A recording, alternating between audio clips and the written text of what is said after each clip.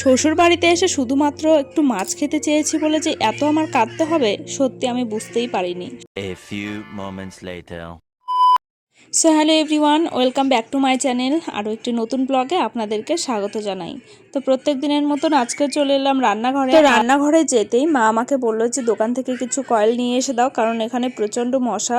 তো যার জন্য আমি দোকানে গিয়েছিলাম। তো দোকানটা আমাদের বাড়ির পাশেই যেহেতু, তো আমাদের ঘরের সাথেই একদম লাগানো। দোকান থেকে এসে দেখছি বাবা অনেকগুলো চুনো মাছ নিয়ে এসছে, মানে ছোট একদম গুঁড়ো মাছ।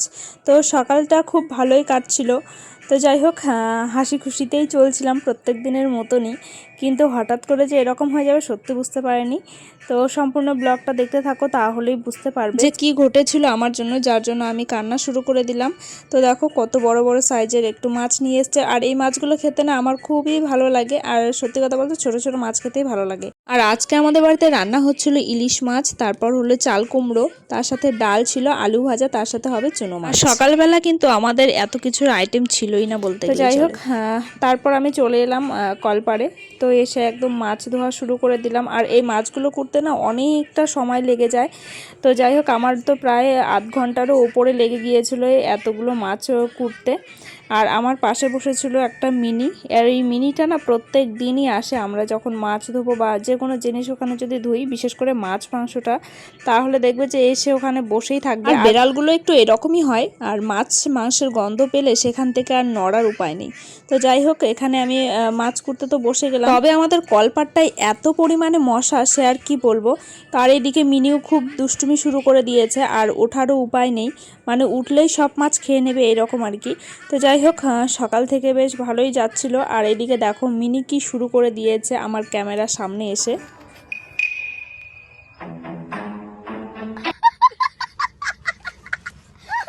তো এখানে ওকে দেখে আমার ভীষণ হাসি পাচ্ছিল। তো আমার সামনে মানে ক্যামেরার সামনে গিয়ে একবার দাঁড়িয়েছে, মানে ওর ছবিটাই দেখতে পেরেছে জন্য আবার দেখছিল, দেখেই ভয় পেয়ে গেছে। তো যাই হোক, আমার এদিকে মাছ কোটা তো হয়ে গেছে। তো অনেকক্ষণ ধরে মাছগুলোকে কুটতে হলো। তারপর এখানে বসে পড়লাম পেঁয়াজ কাটতে। তো যা যা লাগবে সেগুলোকে কেটে নিচ্ছিলাম। তো এখনও পর্যন্ত আমি ঠিকঠাকই ছিলাম, মানে কোনো অসুবিধাই ছিল না আর কি। তো হঠাৎ করে এমনভাবে আমাকে কাটতে হবে সত্যি আমি বুঝতে পারিনি।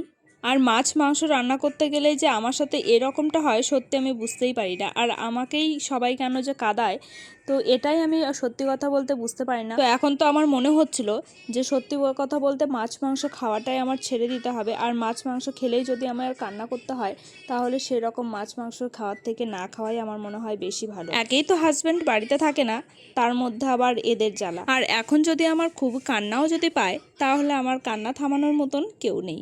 তো যাই হোক, কাটতে কাটতে আমার কান্না শুরু হয়ে গেল।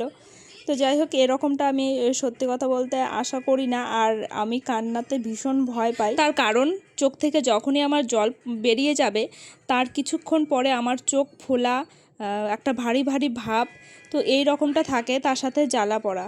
তো যাই হোক, আমি না তোমাদের সাথে একটু মজা করছিলাম সত্যি কথা বলতে। তো আমি এখানে বসেছিলাম পেঁয়াজ কাটতে, আর পেঁয়াজ কাটতে ধরলেই আমার চোখের জল একদম বেরিয়ে যায়। চোখের জল, তার সাথে নাকের জল, তার সাথে হলো চোখের জ্বালা পোড়া।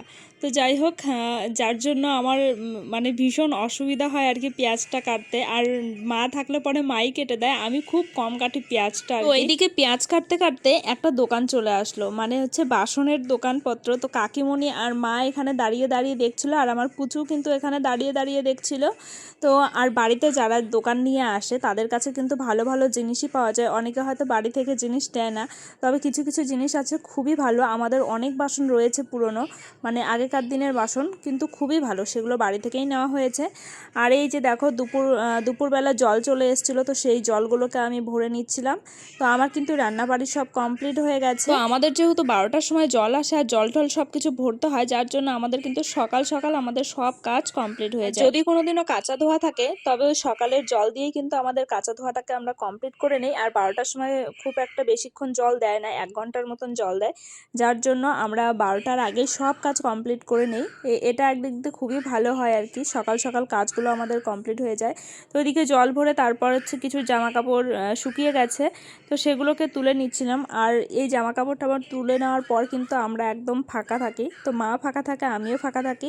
তো তার সাথে আমাদের যে পার্সোনাল কিছু কাজ রয়েছে, মা মেশিন করে, আমিও মেশিন করি, তো সেই কাজগুলো এই ফাঁকে করা হয়। আমাদের বাড়ির আশপাশটা পুরো জঙ্গল হয়ে গেছে, কেননা কিছুদিন আগে বর্ষা চলে গেল, তাই এখন খুব একটা বৃষ্টি নেই। তো তারপর আমি চলে গেলাম হলো পিসিদের বাড়ি। আর এই যে এটা হলো একটা মন্দির, আমাদের বাড়ির পাশেই মন্দিরটা। তো একদিন দেখাবো এই মন্দিরের প্রভুকে দর্শন করাবো। তো আমি চলে এসেছি দিদির বাড়িতে, কারণ এখানে আমার পাপা রয়েছে। আর ছোটোর থেকেই বেশিরভাগ কিন্তু এদের বাড়িতেই থাকে, মানে বেশিক্ষণ সময় এদের বাড়িতেই কাটায়। তো এখানে এসছিল, তো আমি এখন স্নান করাবো যার জন্য নিতে এসছিলাম। তো এসে দেখছি ওর স্নান সব কমপ্লিট হয়ে গেছে, তো এই দিদিটাই স্নান করে দিয়েছে। তো এখন আমরা যাব বাড়িতে, তো বাড়ি গিয়ে ওকে ঘুম পাড়িয়ে দেবো। আর ওর সব কিছু একদম টাইমে টাইমে, মানে 12টায় জল এলো, ওর স্নান করতে হবে, আর স্নান করা হয়ে গেলে পরেই ওর ঘুম। তো এটা হচ্ছে খুবই ইম্পর্টেন্ট ওর জীবনে আর কি। আর খাওয়া দাওয়াটা, তাও কিছুদিন ধরেও খেতেও চাচ্ছিল না, আর বাইরে প্রচণ্ড পরিমাণে রোদ, যার জন্য মুখটা কেমন করে রয়েছে। তো ঘুম থেকে ওঠার পরে আবার ওকে সাজগুজ করে দিয়েছি, ও একটুখানি রাস্তায় বেরোতে যাবে ওই দিদিটার সঙ্গেই, মানে এই দিদিটাই বেশিরভাগ ওকে ঘুরতে নিয়ে যায়, আর আমি খুব কম বেরোই বাড়ি থেকে। তো যাই হোক, দিদি আর ভাই মিলে চললো গাড়ি নিয়ে, তো এটা একদিক দিয়ে ভালো হয়েছে।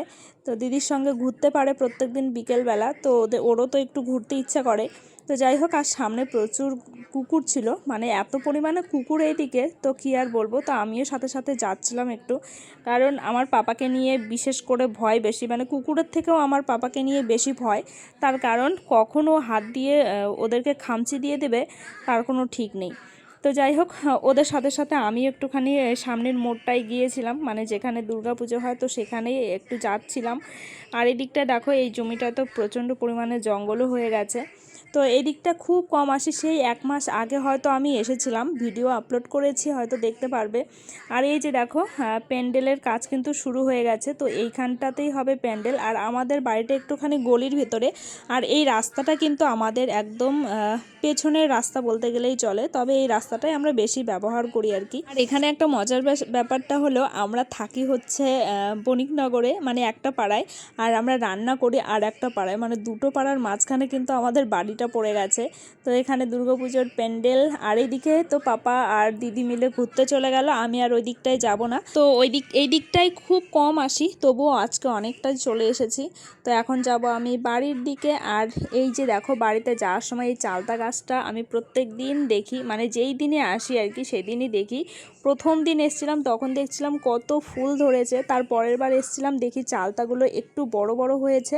তো আজকে এসে দেখছি যে নিচে যত চালতা ছিল সবাই তুলে নিয়ে গেছে, আর ওই যে ওপরে কিছু কিছু চালতা রয়েছে। আর আমার চালতার আচারটা খেতে বেশি ভালো লাগে। আমাদের ওখানে একটা দোকান ছিল, সেই দোকানটা মানে চালতা নিয়ে আসতো, চালতার আচার নিয়ে আসতো, এত ভালো লাগতো। তো সে আর কি বলবো, তখন থেকে আমার আর কি চালতাটা ফেভারিট হয়ে গেছে। তারপর বাড়ি এসে বসে পড়লাম একটুখানি কাজে, কারণ পাপা যেহেতু বাড়িতে নেই, আর পাপা থাকলে আমি এই সব কাজ নিয়ে একদমই বসতে পারি না। তো এটা দিয়ে আমি একটা লক্ষ্মী ঠাকুরের শাড়ি বানাবো, তার কারণ আমাকে একজন দিয়ে গেছে লক্ষ্মী ঠাকুরের শাড়ি বানিয়ে দেওয়ার জন্য। তো সেই কাজগুলোই আমি করে নিচ্ছিলাম, মানে প্রচুর কাজ রয়েছে আমার এখনও পর্যন্ত, তবে খুব একটা বসা হয় না, কারণ আমাদের একটা ঘরের মধ্যেই সব কিছু করতে হয়, যার জন্য আমি পাপা যখন ঘুমোই আর সেই সময়টা আমি মেশিন চালাই না, তো যার জন্য অসুবিধা হয় আর কি। তো এইরকম কাজের পাপা যখন এদিক ওদিক চলে যায়, তো তখন কিন্তু আমি এই কাজগুলোকে করে নেই। আর দুপুর টাইমটা বসতে পারি না, তার কারণ দুপুর টাইমে আমি একটু লাইভে বসি। তো এইদিকে দেখো, আমার কিন্তু শাড়িটা মোটামুটিভাবে দুই দিকেই সেলাই করে নেওয়া হয়ে গেছে। তো যাই হোক, এই হচ্ছে আমার আজকের ভিডিও। আর আজকে বড় করছি না ভিডিওটা, কেমন লাগলো অবশ্যই কমেন্ট করে জানাবেন। যদি ভালো লাগে চ্যানেলটাকে সাবস্ক্রাইব করে দিয়ে পাশে থাকবেন। তো দেখা হচ্ছে আরও একটি নতুন ব্লগের সাথে।